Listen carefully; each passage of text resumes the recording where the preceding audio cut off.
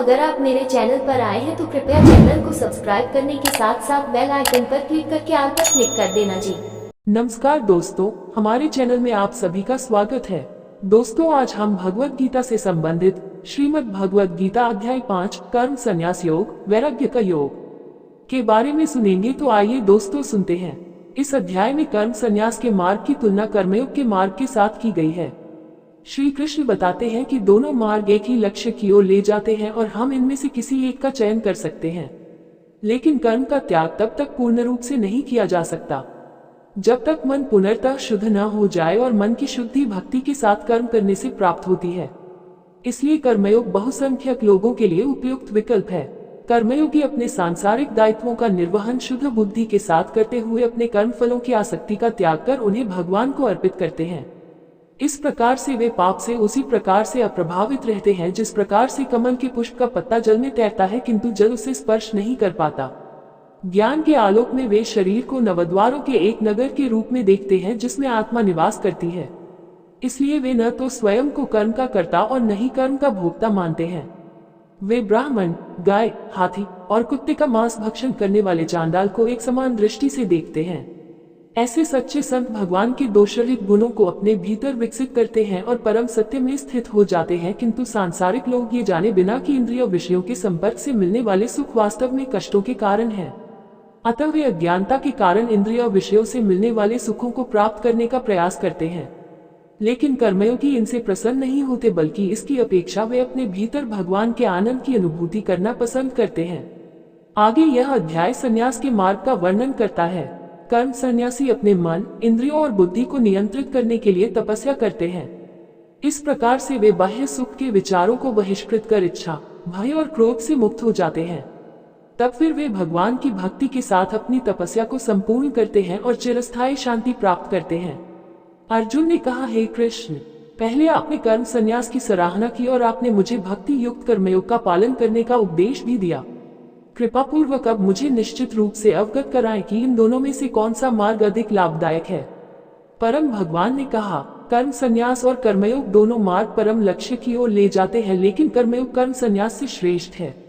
वे कर्मयोगी जो न तो कोई कामना करते हैं और न ही किसी से घृणा करते हैं, उन्हें नित्य सन्यासी माना जाना चाहिए।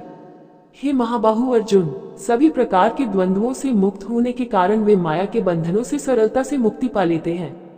केवल अज्ञानी ही सांख्य या कर्म संन्यास को कर्मयोग से भिन्न कहते हैं। जो वास्तव में ज्ञानी है, वे ये कहते हैं कि इन दोनों में से किसी भी मार्ग का अनुसरण करने से वे दोनों का फल प्राप्त कर सकते हैं। परमेश्वर श्री कृष्ण कहते हैं कि कर्म संन्यास के माध्यम से जो प्राप्त होता है उसे भक्ति युक्त कर्मयोग से भी प्राप्त किया जा सकता है। इस प्रकार जो कर्म संन्यास और कर्मयोग को एक समान देखते हैं, वही वास्तव में सभी वस्तुओं को यथावत रूप में देखते हैं। भक्ति युक्त होकर कर्म किए बिना पुनर्तः कर्मों का परित्याग करना कठिन है। हे महाबलशाली अर्जुन, किंतु जो संत कर्मयोग में संलग्न रहते हैं, वे शीघ्र परम परमेश्वर को पा लेते हैं। जो कर्मयोगी विशुद्ध बुद्धि युक्त हैं, अपने मन तथा इंद्रियों को वश में रखते हैं और सभी जीवों की आत्मा में आत्मरूप परमात्मा को देखते हैं, वे सभी प्रकार के कर्म करते हुए कभी कर्म बंधन में नहीं पड़ते। कर्मयोग में दृढ़ निश्चय रखने वाले सदैव देखते, सुनते, स्पर्श करते, सूंघते, चलते फिरते, सोते हुए, श्वास लेते हुए, बोलते हुए, त्यागते हुए, ग्रहण करते हुए और आंखें खोलते या बंद करते हुए सदैव ये सोचते हैं, मैं करता नहीं हूँ। और दिव्य ज्ञान के आलोक में वे ये देखते हैं कि भौतिक इंद्रियां ही केवल अपने विषयों में क्रियाशील रहती हैं। वे जो अपने कर्मफल भगवान को समर्पित कर सभी प्रकार से आसक्ति रहित होकर कर्म करते हैं, वे पाप कर्म से उसी प्रकार से अछूते रहते हैं जिस प्रकार से कमल के पत्ते को जल स्पर्श नहीं कर पाता। योगी जन आसक्ति को त्याग कर अपने शरीर, इंद्रिय, मन और बुद्धि द्वारा केवल अपने शुद्धिकरण के उद्देश्य से कर्म करते हैं। कर्मयोगी अपने समस्त कर्मफलों को भगवान को अर्पित कर चिरकालिक शांति प्राप्त कर लेते हैं, जबकि वे जो कामनायुक्त होकर निजी स्वार्थों से प्रेरित होकर कर्म करते हैं, वे बंधनों में पड़ जाते हैं, क्योंकि वे कर्मफलों में आसक्त होकर कर्म करते हैं। जो देहधारी जीव आत्मनियंत्रित एवं निरासक्त होते हैं, 9 द्वार वाले भौतिक शरीर में भी वे सुख पूर्वक रहते हैं, क्योंकि वे स्वयं को कर्ता या किसी कार्य का कारण मानने के विचार से मुक्त होते हैं। न तो कर्तापन का बोध और न ही कर्मों की प्रवृत्ति भगवान से प्राप्त होती है, तथा न ही वे कर्मों के फल का सृजन करते हैं। ये सब प्रकृति के गुणों से सृजित होते हैं। सर्वव्यापी परमात्मा किसी के पापमय कर्मों या पुण्य कर्मों में स्वयं को लिप्त नहीं करते। किंतु जीवात्माएं मोहग्रस्त रहती हैं क्योंकि उनका वास्तविक आत्मिक ज्ञान अज्ञान से आच्छादित रहता है। किंतु जिनकी आत्मा का अज्ञान दिव्य ज्ञान से विनष्ट हो जाता है, उस ज्ञान से परम तत्व का प्रकाश उसी प्रकार से प्रकाशित हो जाता है जैसे दिन में सूर्य के प्रकाश से सभी वस्तुएं प्रकाशित हो जाती हैं। वे जिनकी बुद्धि भगवान में स्थिर हो जाती है और जो भगवान में सच्ची श्रद्धा रखकर उन्हें परम लक्ष्य मानकर उनमें पूर्णतया तल्लीन हो जाते हैं, वे मनुष्य शीघ्र ऐसी अवस्था में पहुंच जाते हैं जहां से फिर कभी वापस नहीं आते और उनके सभी पाप ज्ञान के प्रकाश से मिट जाते हैं। सच्चे ज्ञानी महापुरुष एक ब्राह्मण, गाय, हाथी, कुत्ते और चांडाल को अपने दिव्य ज्ञान के चक्षुओं द्वारा समदृष्टि से देखते हैं। वे जिनका मन समदृष्टि में स्थित हो जाता है, वे इसी जीवन में जन्म और मरण के चक्र से मुक्ति पा लेते हैं। वे भगवान के समान दोष रहित गुणों से संपन्न हो जाते हैं और परम सत्य में स्थित हो जाते हैं। परमात्मा में स्थित होकर, दिव्य ज्ञान में दृढ़ विश्वास धारण कर और मोह रहित होकर वे सुखद पदार्थ पाकर न तो हर्षित होते हैं और न ही अप्रिय स्थिति में दुखी होते हैं। जो बाह्य इंद्रिय सुखों में आसक्त नहीं होते, वे आत्मिक परम आनंद की अनुभूति करते हैं। भगवान के साथ एकनिष्ठ होने के कारण वे असीम सुख भोगते हैं। इंद्रिय विषयों के संपर्क से उत्पन्न होने वाले सुख यद्यपि सांसारिक मनोदृष्टि वाले लोगों को आनंद प्रदान करने वाले प्रतीत होते हैं, किंतु वे वास्तव में दुखों के कारण हैं। हे कुंती पुत्र, ऐसे सुखों का आदि और अंत है, इसलिए ज्ञानी पुरुष इनमें आनंद नहीं लेते।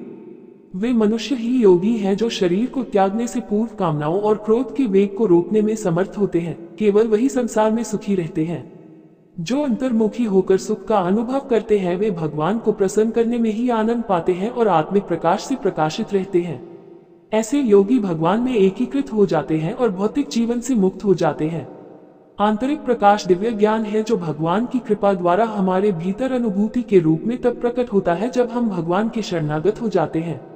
वे पवित्र मनुष्य जिनके पाप धुल जाते हैं और जिनके संशय मिट जाते हैं और जिनका मन संयमित होता है, वे सभी प्राणियों के कल्याणार्थ समर्पित हो जाते हैं तथा वे भगवान को पा लेते हैं और सांसारिक बंधनों से भी मुक्त हो जाते हैं। ऐसे सन्यासी भी जो सतत प्रयास से क्रोध और काम वासनाओं पर विजय पा लेते हैं एवं जो अपने मन को वश में कर आत्मलीन हो जाते हैं, वे इस जन्म में और परलोक में भी माया शक्ति के बंधनों से मुक्त हो जाते हैं। समस्त बाह्य इंद्रियां सुख के विषयों का विचार न कर अपनी दृष्टि को भौहों के बीच के स्थान में स्थित कर नासिका में विचरने वाली भीतरी और बाहरी श्वासों के प्रवाह को सम करते हुए इंद्रिय, मन और बुद्धि को संयमित करके जो ज्ञानी कामनाओं और भय से मुक्त हो जाता है, वह सदा के लिए मुक्त हो जाता है।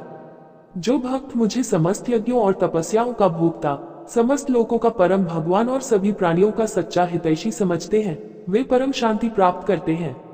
उम्मीद करते हैं दोस्तों, आपको ये भगवद गीता से संबंधित श्रीमद् भगवद गीता अध्याय 5 कर्म संन्यास योग वैराग्य का योग के विचार सुनने में अच्छे लगे होंगे जी।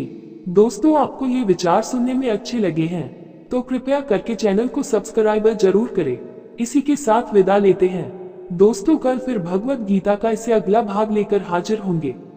तब तक सभी दोस्तों को जय श्री कृष्णा जी।